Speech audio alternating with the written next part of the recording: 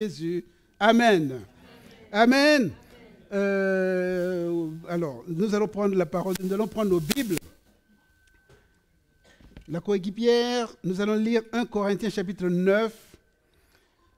1 Corinthiens au chapitre 9, versets 24 à 27.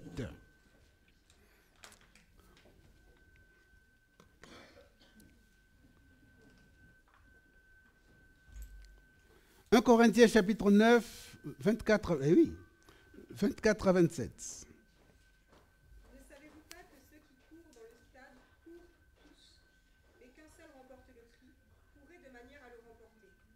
Tous ceux qui combattent s'imposent toute espèce d'abstinence, et ils ne le font pour obtenir une couronne corruptible, mais nous faisons-le pour une couronne incorruptible. 26, 27.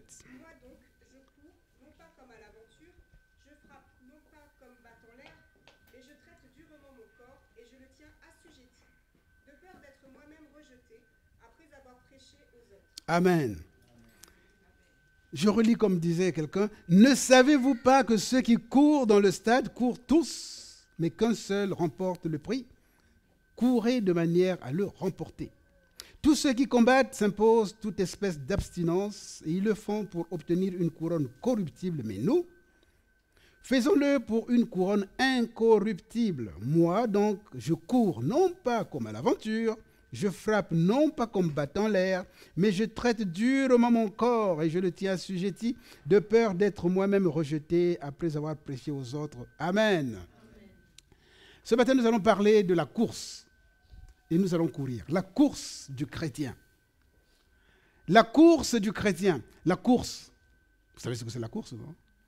Vous avez dit, comment on l'appelle le Jamaïcain, je sais pas. Bolt. Est-ce que vous avez déjà suivi le témoignage de Bolt? Non, moi j'ai regardé un jour, je regarde aussi, hein, j'ai regardé un jour le témoignage de Bolt, l'homme le plus rapide du monde. Il s'entraîne, ça c'est lui qui le dit, et puis on a montré les images, il s'entraîne au moins 6 heures par jour. Tous les jours, il s'entretient. Et donc, il ne mange pas n'importe quoi, il prend soin de son corps, il prend soin de ses jambes, massage, tout ce qui va avec. Et donc, les Jeux Olympiques, c'est tous les 4 ans, je pense. Hein. Il y a aussi les Coupes du Monde, tout ça, mais les Jeux Olympiques, c'est tous les 4 ans. Donc, pendant 4 ans, il s'entraîne de manière à ce que 4 ans plus tard, il puisse aller courir et remporter la coupe. Il les a toujours remportés, en fait. Mais quand vous voyez comment il se prépare et comment il fait, je me dis, ouh là là, mais c'est vrai, mais nous, mais qu'est-ce qu'on fait alors? Au moins 6 heures par jour. Et ce n'est pas faux d'ailleurs parce que vous connaissez Laure Manodou, je ne sais pas comment on l'appelle, la nageuse là. Elle disait qu'elle s'entraîne au moins 8 heures par jour, tous les jours. Et donc, vous voyez, elle est grande, non seulement elle est grande, mais elle s'entraîne tous les jours, elle ne veut pas grossir, elle ne mange pas n'importe quoi. Donc, elle est dans l'eau, dans les bassins, là, tous les jours, au moins 8 heures par jour. Waouh! Pour préparer la coupe. Et donc, il court. Alors, pour gagner, généralement, ces gens-là, ils gagnent la médaille d'or. En dehors de la médaille d'or, il y a la médaille de quoi? D'argent. Après, c'est le bronze. Il n'y a que 3 médailles. Donc, ils sont très nombreux. Je ne sais pas si vous voulez. Ils sont très nombreux à courir. Mais il n'y a que 3 personnes. Sur le gradé, là, il n'y a que 3 personnes. Sur le podium, là, il n'y a que 3. C'est-à-dire que et quand l'hymne national, ils disent que quand l'hymne national retentit, quand il est au podium ou sur le podium, là, parce qu'il n'y a que l'hymne du premier. Les autres, là, leur hymne, on n'entend pas. Et donc, c'est-à-dire que quand c'est un Français, il y a 67 millions de Français, donc ils portent toute la France. Et puis, ils disent que quand l'hymne retentit, c'est-à-dire ils disent, c'est eux qui le disent, ils sont aux anges. C'est-à-dire, quand ils sont sur le podium, là, c'est fantastique. Et puis, on lui donne une coupe, et la coupe qu'il va présenter après au président, il faut à tout le monde. Et puis, c'est beaucoup d'argent, ils gagnent beaucoup d'argent. Ils sont contents, heureux. Mais tout ça, ça va rester. Notre vie, à nous les chrétiens, elle est comparable à une course. Bolt, il fait des courses de 100 mètres. On appelle ça... comment on appelle ça, la course de 100 mètres, là? Une course de 100 mètres. Bon, bref. Mais là, c'est l'endurance. C'est même pas l'endurance, pardon. Là, c'est la vitesse. Ça, c'est une course de vitesse, mais ça dure seulement sur 100 mètres. Nous, on ne fait pas une course de 100 mètres. Nous, on fait un marathon. Un marathon, ça dure longtemps. C'est-à-dire que c'est une épreuve. Il y a des haies, il y a tout ce qui va avec. Il y a un long parcours. Notre vie à nous, ta vie à toi, c'est une vie de course. C'est-à-dire que c'est comparé à une course et tu cours. Donc, depuis ta naissance, tu cours. Tu as reçu le Seigneur, tu continues à courir, mais il faut courir. Et ce, jusqu'à la fin. C'est une course de fond. Ce n'est pas une course de 100 mètres. Et donc, dans cette course-là, nous devons arriver au bout. Et ce qui est bien chez nous, c'est que notre course, ce n'est pas pour gagner la médaille d'argent, ni la médaille de bronze, ni la médaille d'or. Mais tous ceux qui arrivent, tous ceux qui terminent leur course, gagnent quelque chose. Amen. C'est ça qui fait la différence entre ceux qui vont courir pour les haies, tout ce qu'on voit là, dans le monde, et la course du chrétien. Tous ceux qui vont arriver au bout recevront quelque chose. Tu recevras une récompense. Alors qu'ils sont peut-être 100 à partir, mais dans leur course de fond, mais quand il n'y a que les 3 premiers. Donc c'est les 3 premiers seulement qui sont récompensés. Mais nous avons cette grâce, Dieu nous a fait grâce. Tu cours, et si tu arrives jusqu'à la fin de ta course, dans tous les cas, on ne prend pas seulement les 3 premiers, on prend tous ceux qui arrivent jusqu'au bout de la course. Encore faudrait-il donc, le problème, c'est d'arriver au bout de la course. Est-ce que nous sommes prêts à arriver jusqu'au bout de notre course? Amen. Parce que nous courons d'abord pour la gloire de Dieu et pour le plaisir de Dieu. Nous possédons le meilleur entraîneur. Si vous voyez tous ces gars, le basketteur là, oh mon Dieu. Nadal, Rafael Nadal. Tennisman. Rafael Nadal, lui aussi disait qu'il s'entraîne tous les jours. Tous les jours, il s'entraîne. Au moins 6 heures par jour. C'est-à-dire je vois que ça met là, c'est toujours... Même quand il ne joue plus, je pense qu'il continue. Parce qu'il s'entraîne au moins 6 heures par jour. Et effectivement, il remporte des victoires. Mais nous, lui aussi, il a un entraîneur, mais nous avons le meilleur entraîneur. Nous possédons également des gens, des témoins qui nous encouragent et qui nous poussent d'aller jusqu'au bout. Et ils sont nombreux. Notre prix que nous remportons, après avoir couru, est meilleur que l'or que les gens la remportent, parce que de toute façon, leur or, regardez ce qui s'est passé. Vous avez suivi quel scandale. Les gens, non seulement ils sont de la même famille, mais ils se tapent dessus, et puis ils se braquent pour l'argent. Ça paraît invraisemblable. On ne sait pas ce qui se passe dans ces mots. Mais nous, ce que nous allons gagner là, c'est incorruptible. Donc, courons de manière à ce que nous puissions remporter. Ce n'est pas le premier, mais c'est tous, tout le monde qui arrive. C'est ça la différence. Vous me suivez? La différence, c'est que nous tous, si nous arrivons jusqu'au bout, tous nous allons gagner quelque chose. Et ça, c'est vraiment merveilleux. Et c'est incorruptible. Et on nous dit que nous avons des personnes qui nous encouragent. Des personnes, des entraîneurs. Eux, ce n'est pas des entraîneurs, mais c'est des gens qui sont là, qui ont déjà fait la course, qui ont déjà gagné la course. Et si vous voyez bien, vous savez, Zinedine Zidane, il était numéro 10, enfin il parle du numéro 10, il portait le numéro 10, c'est le grand joueur de football. Après avoir joué, quand maintenant ils se prennent la retraite, ils deviennent des entraîneurs. Un entraîneur, c'est quelqu'un qui a beaucoup d'expérience. Donc il va conseiller. Donc si vous voyez, j'ai vu l'entraînement de Zinedine Zidane à Madrid. Et donc lui-même, il est sur le terrain. Il montre comment il faut jouer. Il montre comment il faut marquer des buts. Il montre comment il faut, quand il faut tirer au but, les pénaltys là, il va leur montrer. J'ai vu, et donc il leur montre comment lui faisait. Et donc la position, la manière de faire, tu regardes d'abord. Il donne des conseils, tu regardes d'abord le gardien, et puis tu le fixes. Et si vous voyez également, les gardiens aussi, ils ont leur entraîneur. Lui aussi, il fixe d'abord le gardien pour le déstabiliser. Et puis tu tires, et puis boum, et ça marche. Nous avons aussi un grand entraîneur. Mais en dehors de ces entraîneurs, nous avons aussi d'autres personnes qui nous surveillent, qui nous regardent, qui nous encouragent. Ce sont ceux-là qui ont déjà gagné la coupe, qui ont déjà gagné, qui ont déjà fait la course et qui ont gagné. Mais c'est une course, non seulement de fond, mais c'est une course difficile, la course des chrétiens. C'est une course qui est longue, c'est toute la vie. Si tu t'arrêtes en chemin, si tu arrives jusqu'au bout, c'est gagné, gloire à Dieu. Nous voulons tous arriver jusqu'au bout. Amen. Et comment arriver à ces performances? Comment arriver à avoir toutes ces performances? Comment faire pour que nous puissions être vraiment performants, comme les Manodou, comme les Nadal, comme voilà, tous ces mondes-là, toutes ces personnes-là qui font du spectacle, qui nous montrent des choses extraordinaires, qui gagnent non seulement beaucoup d'argent, mais également des coupes. Comment il faut faire? Alors, la parole de Dieu nous dit, dans le livre des Hébreux, chapitre 12, Hébreux, chapitre 12, verset 1. C'est le conseil que les anciens nous donnent ce matin. Et ce conseil que les anciens nous donnent ce matin nous permet en fait de pousser, de parler, d'aller encore plus loin par la grâce de notre Dieu. Hébreux, chapitre 12, verset 1.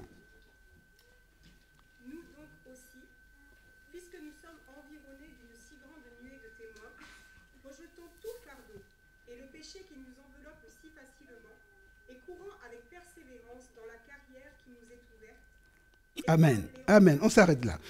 Courons, juste le verset 1. Et courons avec persévérance dans la carrière qui nous est ouverte. On nous dit, nous donc aussi, puisque nous sommes environnés d'une si grande nuée de témoins, rejetons tout fardeau et le péché qui nous enveloppe si facilement, et courons avec persévérance dans la carrière qui nous est ouverte. Ça veut dire quoi? Ça veut dire que n'interrompons pas notre course. Ça veut dire que rien ne peut ôter ni dans ma carrière, ni dans ce que je fais. Rien, absolument rien ne viendra déranger vraiment ma course. Rien ne viendra arrêter ma course. Il ne faut pas que quelque chose vienne arrêter ta course, parce que tu risques de ne pas arriver jusqu'au bout. Mais c'est vrai que quand vous voyez la course de haie, là, c'est la course de haie, hein? Donc tu pars, à un moment donné, il faut sauter. Tu pars, donc si tu ne peux plus, la dernière fois, si vous avez vu la dernière course, il y avait une course, enfin je regardais une course, et puis il y avait course de haie, et puis le gars, avant même de partir, il a eu une espèce de crampe, il ne pouvait plus partir, c'est-à-dire pour lui la course était finie.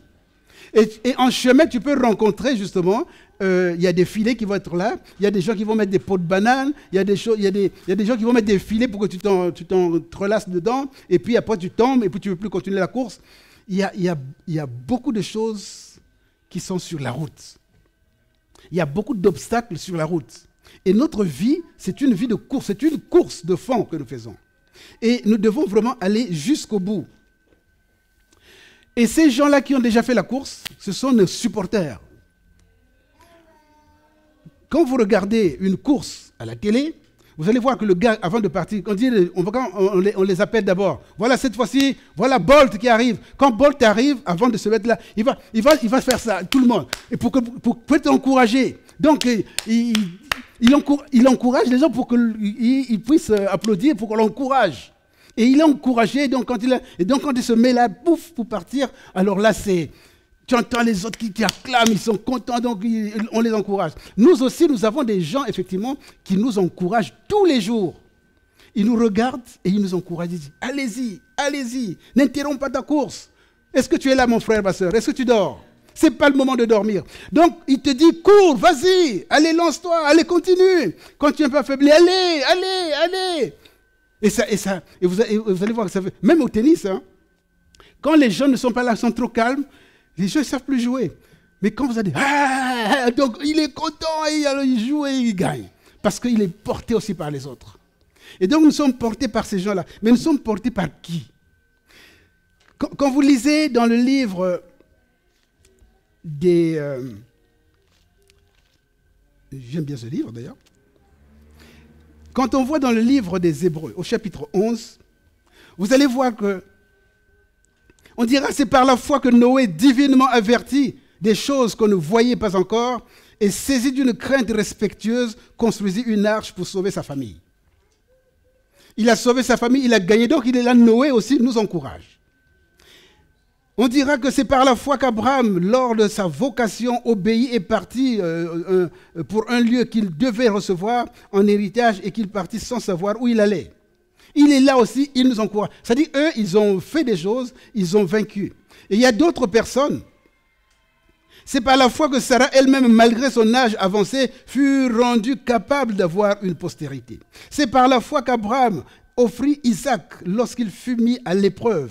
C'est par la foi qu'Isaac bénit Jacob et Ésaü en vue des choses à venir. C'est par la foi que Jacob, etc. C'est par la foi que Joseph, mourant, fit mention de la sortie des fils d'Israël. C'est par la foi que Rahab, qui était une prostituée, et c'est par la foi qu'elle a pu sauver les gens. Et c'est par cette foi, justement, qu'elle est devenue aïeule de Jésus-Christ. Est-ce que nous sommes là? Et ces gens-là sont là. Mais il n'y a pas que eux. Il n'y a pas que ces personnes-là. Vous avez entendu parler d'Ésaïe? Le prophète Ésaïe. Vous lisez souvent le prophète Ésaïe. Vous savez comment Ésaïe a fini sa vie? Qui sait comment Ésaïe a fini sa vie? Qui sait comment Ésaïe a fini sa vie? Dans la vie du chrétien, dans la course que nous faisons, il y a aussi la persécution. Il y a la mort, il y a les difficultés. Et sont là les difficultés. Ésaïe, on l'a pris. Vous connaissez la scie? Non, mais vous ici, vous ne connaissez pas. Nous, dans nos villages à l'époque, là, vous savez, on abattait les arbres. Tu abats un gros arbre, et puis il y avait une longue scie, très longue, qui arrive jusque-là. Donc, c'est deux personnes qui vont scier. On faisait le bois nous-mêmes. Vous sciez et vous fabriquez le bois. C'était avec ce bois-là qui avait été fait. Je vais vous raconter l'histoire d'Ésaïe. On lit souvent Ésaïe. Celui à qui Dieu parlait, lui, il a vu tout de Jésus, sa mort, sa naissance, avant même qu'il ne vienne au monde. Ésaïe a eu la foi, non seulement de connaître Dieu, de marcher avec Dieu. Il marchait avec Dieu. Mais sa fin a été terrible. Parce qu'on a pris deux planches, on l'a mis entre deux planches, ils ont pris la scie. Vous connaissez vraiment la scie sauteuse là? La scie, c'est... Mais toi, tu connais la scie, c'est bien. Ils ont pris la scie, ils l'ont mis entre deux planches. Ils ont bien attaché, ils ont pris la scie et on l'a sciée en deux. Ah oui, la course du chrétien. Mais c'est jusqu'au bout. C'est des gens qui étaient jusqu'au boutiste, comme on peut dire, si je permets de dire. C'est jusqu'au bout. Rien ne peut m'arracher. Rien ne peut m'arracher de la gloire de Dieu. Jusqu'au bout. Il y a des gens qui ont souffert. Jérémie, il s'est retrouvé où? Mais on l'a jeté dans un puits où heureusement, il n'y avait pas de boue, il a pu survivre. Et ce n'est pas facile la vie du chrétien. C'est une course de fond, une course difficile. Mais tu dois remporter la course, tu dois arriver jusqu'au bout. Même quand il y a des... Donc il y a des gens qui ont été sciés en deux comme lui, comme Ésaïe. La souffrance, quand la scie commence à passer, mais c'est dur. Et Jésus lui-même. Le roi des rois, on chante Seigneur des seigneurs, on a chanté le Seigneur des seigneurs, mais ce n'était pas facile d'être pendu à la croix. Ce n'était pas facile les clous qui passaient. Ce n'était pas facile la couronne d'épines. Ce n'était pas facile les soufflets. Ce n'était pas facile la chicote. Ce n'était pas facile. Ce n'était pas n'importe quelle chicote. C'était entrelacé. Bon, là-bas, au bout, il y avait des pointes. Et quand ça faisait schlac, et puis il avait le dos nu. Et donc, le sang giclait de partout. Mais il allait jusqu'au bout, la mort de la croix, pour que toi tu sois sauvé. La course du chrétien, est-ce que nous sommes là, bien-aimés? La course du chrétien. Nous devons avoir dans l'idée que cette course, mais nous aussi nous devons la gagner. Nous devons arriver jusqu'au bout.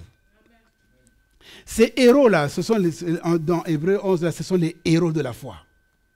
Dans les difficultés, il y a des gens, vous voyez comme les gens comme les Daniel. Daniel, lui, il avait la foi, il va dans la fosse au lion, il ferme la gueule. C'était merveilleux, il a gagné. Il y a des gens qui n'ont pas gagné. Il y a des gens qui ont été sciés. Dans le Nouveau Testament, Paul, l'apôtre Paul, un jusqu'au boutiste, à l'époque pharisien, à l'époque persécuteur de l'Église, et il rencontre le Seigneur. Et quand il a rencontré Jésus, il a continué sa vie avec Jésus. Il a continué sa marche. Vous savez comment il a terminé? Tous, ils ont mal terminé la vie. Ce n'est pas que mal terminé dans leur vie de chrétien, non. La persécution. Et avant d'être tué, lui, avant d'être exécuté, avant que Paul ne soit exécuté, il va écrire à Timothée. 2 Timothée chapitre 4, versets 7 à 8. Il va écrire à son élève, ce n'est pas son élève, mais c'est le gars qui l'a formé, qui était aussi, pour que lui aussi continue la course jusqu'au bout. 2 Timothée chapitre 4, versets 7 à 8. Et voici ce que la parole de Dieu dit. J'ai combattu le bon combat. J'ai achevé la course. J'ai gardé la foi. Désormais, la couronne de justice m'est réservée.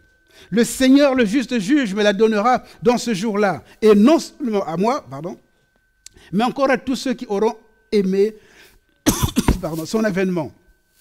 Désormais, la couronne de justice m'est réservée. Le Seigneur, le juste juge, me la donnera dans ce jour-là. Et non seulement à moi, mais encore à tous ceux qui auront aimé son avènement. Donc, à lui et à nous tous. À chacun de nous. Mais il faut courir. Non pas comme tournant le vent, mais courir pour atteindre le but. Je cours non pas comme à l'aventure. Je frappe non pas comme battant l'air, mais je traite durement mon corps. Et je le tiens assujetti, de peur d'être moi-même rejeté après avoir prêché aux autres. Pour bien courir, mes amis, est-ce que nous sommes là? Pour bien courir, il faut des règles. J'ai parlé de Manodou, je parle des gens que nous connaissons, que nous voyons tous les jours, qui gagnent des coupes. Ils s'abstiennent de beaucoup de choses. Ils ne mangent pas n'importe quoi. Pendant que nous mangeons sauce graine, eux, ils mangent autre chose. Ils ne mangent pas ça parce que ça va les faire grossir. Il ne faut pas qu'ils grossissent, sinon ils ne peuvent plus. Mais pour courir, quand vous voyez Bolt, pour courir, ils s'abstiennent de beaucoup de choses. Non seulement ils s'entraînent, mais ils ne mangent pas n'importe quoi. Parce que s'il grossit 1 kilo de plus, et il ne pourra plus être performant. Donc il y a des règles. Et les règles, là, il faut les respecter. Et pour respecter ces règles, la première des choses, est-ce que tu peux courir? Tu vas faire une course de 100 mètres. Est-ce que tu peux mettre le gros manteau et puis tu prends ton sac à dos qui est lourd, là, tu mets sur toi et puis tu veux courir? Est-ce que tu vas y arriver? Est-ce que tu peux y arriver? Alors, qu'est-ce qu'il faut faire? Maman, qu'est-ce qu'il faut faire? Donc, tu enlèves le manteau, tu enlèves ton sac à dos, tu t'allèges. Il faut s'alléger. Pour courir, il faut s'alléger. C'est tout simple. Hein? Est-ce que nous sommes là, bien-aimés? Pour courir, il faut s'alléger. Si tu mets quelque chose de lourd, tu ne peux pas. Regardez les je ne sais pas si vous vous souvenez de... Nous, à l'époque, on voyait quand les camions, les transporteurs, là. Quand on voyait les camions, les transporteurs, là, c'était des choses carrées, c'est-à-dire qu'ils ne connaissaient pas vraiment... Les ingénieurs de l'époque, ils faisaient bien les choses, mais c'est carré. Et donc, quand le camion roule, vous voyez la tête qui est là, et puis un truc qui dépasse comme ça, et c'est carré, c'est vraiment carré. Et donc, ça fait de la résistance à l'air. Ça fait de la résistance à l'air, et donc, quand le camion avance, ça consomme beaucoup de carburant. Non seulement ça consomme beaucoup de carburant, mais ça ira moins vite parce qu'il y a une résistance qui se crée. Et donc, les autres ingénieurs, quand ils sont venus, ils ont dit, mais non, mais c'est pas ça. Il faut faire des systèmes aérodynamiques. Ça veut dire quoi? Ça veut dire quand ça va avancer, l'air va passer, donc il faut éviter ces trucs qui sont n'importe comment. Vous voyez, quand c'est comme ça, là, c'est pas possible. Il faut faire quelque chose d'aérodynamique. Donc ils ont trouvé un modèle pour mettre des capots, genre de capots. Si vous voyez des camions aujourd'hui, vous allez voir, il y a la tête qui est là, et puis il y a quelque chose qui monte, qui vient jusqu'au toit. Ça fait, quand l'air vient, ça circule bien, et le camion peut rouler correctement. Et non seulement roulant correctement, ça consommera moins de carburant, et donc il y a des gains partout. Notre course à nous doit être également la même chose. On doit se débarrasser de ce qui nous encombre. On doit se débarrasser de ce qui ne va pas. Quand vous voyez les motos, Axioman, quand vous voyez Axioman, qu'est-ce qu'il met? Il met un casque aérodynamique. Et puis, il ne roule pas comme ça. Il baisse la tête. Et donc, l'air circule bien. C'est vraiment très aérodynamique. Ça circule bien. Et vous voyez, ça part bien. Et donc, ça consomme moins de carburant. Il va plus vite. Et donc, l'endurance, il arrive plus loin. Et c'est vraiment parfait. Notre course à nous, c'est exactement la même chose. Nous devons nous débarrasser de quelque chose. De quoi devons-nous nous débarrasser?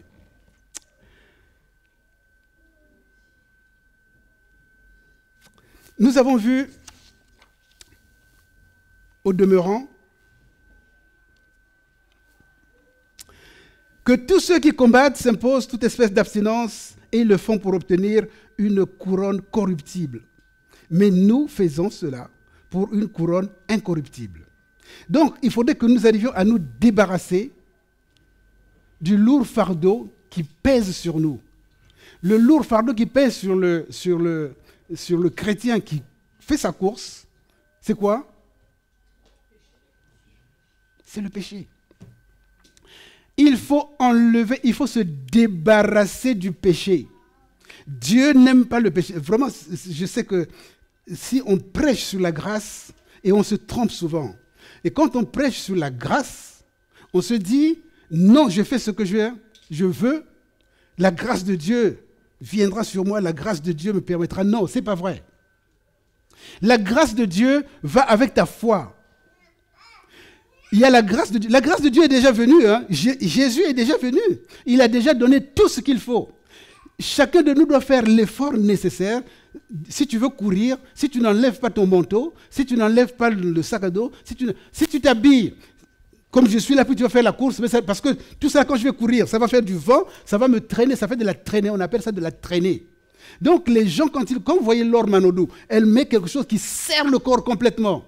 C'est comme aérodynamique. C'est-à-dire que quand tu vas plonger dans l'eau, il n'y a pas de résistance. C'est vraiment elle qui nage, comme si c'est elle qui nage. Mais si tu as des choses qui traînent, eh bien, tu ne peux pas avancer. Tu ne peux pas aller très loin. Donc, il faut se débarrasser de quelque chose. Il faut se débarrasser du péché. Hébreux 12, verset 1.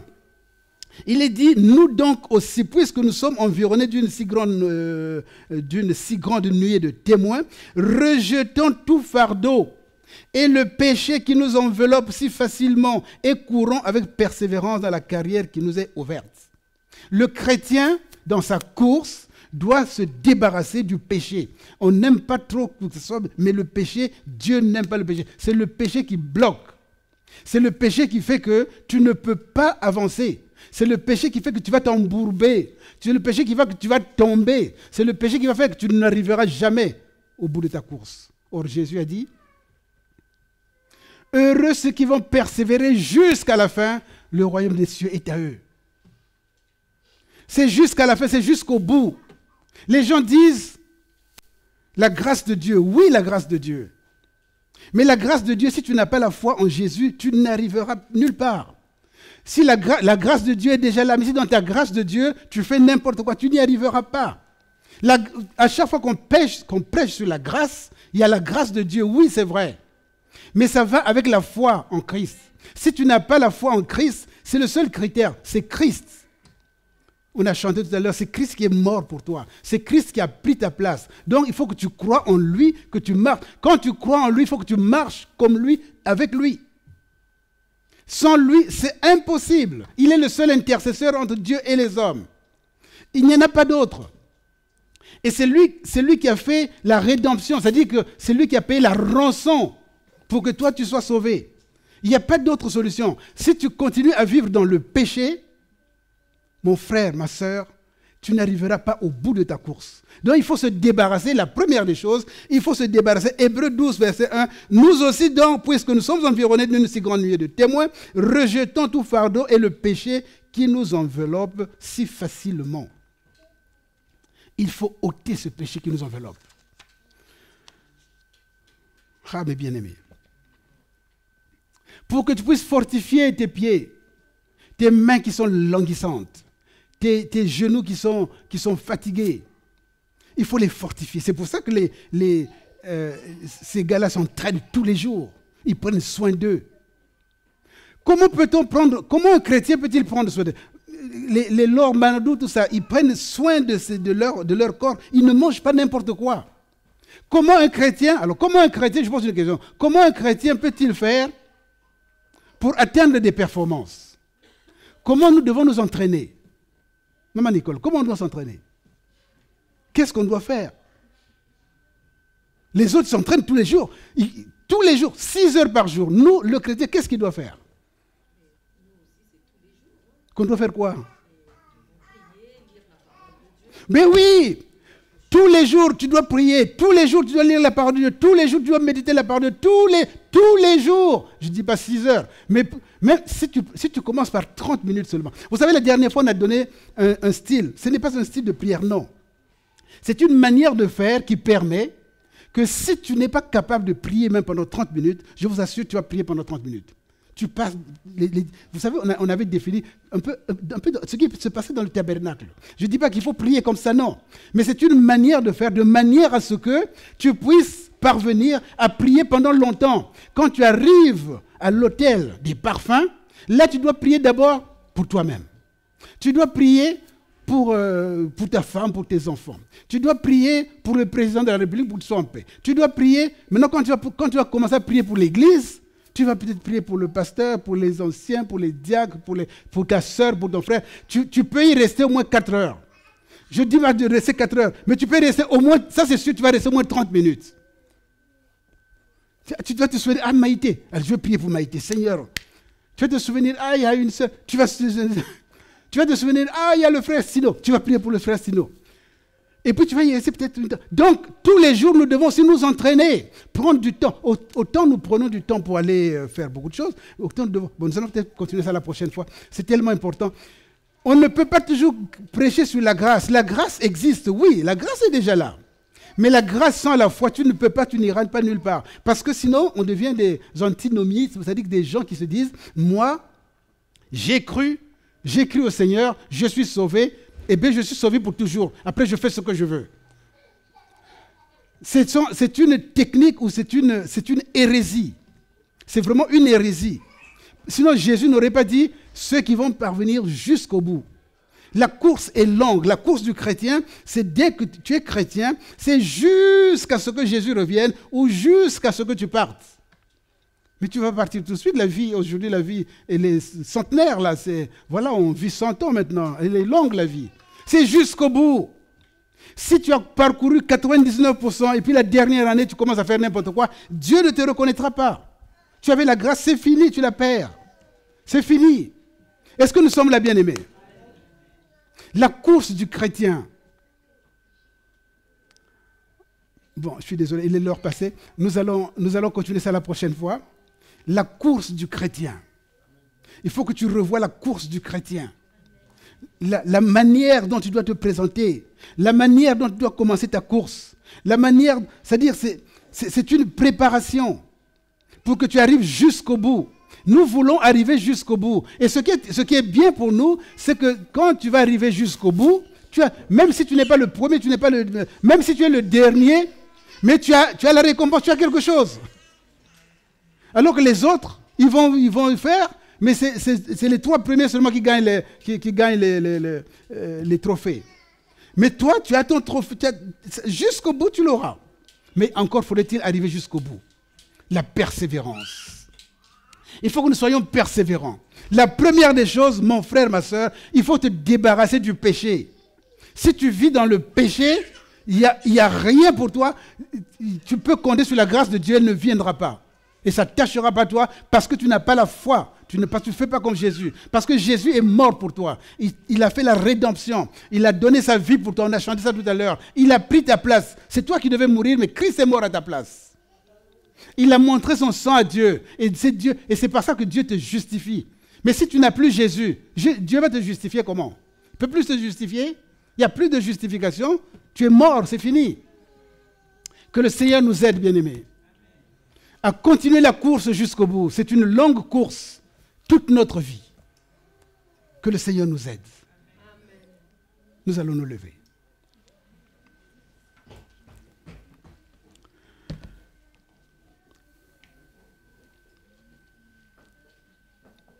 On va continuer ça la prochaine fois, cette course, cette longue course du chrétien, pour qu'effectivement nous aussi nous arrivions jusqu'au bout.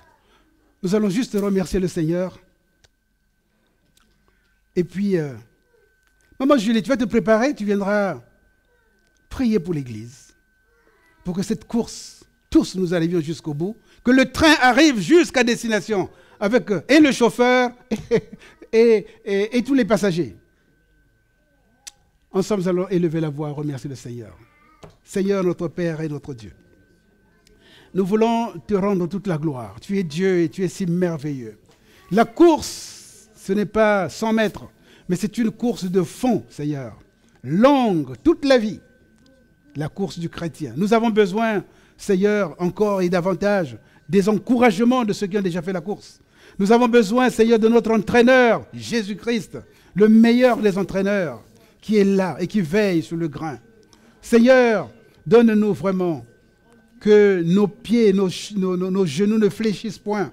Donne-nous, Seigneur notre Dieu, que nos mains ne soient pas affaiblies, mais que nous puissions courir jusqu'au bout, que nous puissions arriver jusqu'au bout, Seigneur. Donne-nous, nous aussi, à l'image des gens qui sont dans le monde, qui s'entraînent 6 heures par jour. Donne-nous aussi d'avoir un temps, soit peu, pour nous entraîner, pour manger la nourriture spirituelle, pour méditer ta parole, pour lire cette parole, pour la comprendre avec l'aide du Saint-Esprit. Seigneur, accompagne-nous. Seigneur, aide-nous. Donne-nous, Seigneur notre Dieu, nous sommes engagés dans une course pour que nous arrivions jusqu'au bout. Ô Éternel notre Dieu, la grâce qui existe, oui, c'est vrai. Mais nous avons besoin de la foi. Sans la foi, il est impossible d'être agréable à Dieu. Et nous le savons. Sans la foi, il est impossible d'aller plus loin, Seigneur. Sans la foi, c'est par la foi que toutes ces personnes ont vu la grandeur, la puissance, la majesté de Dieu. Nous voulons ici arriver, Seigneur. Aide-nous. Et que ton nom seul soit glorifié au nom de Jésus.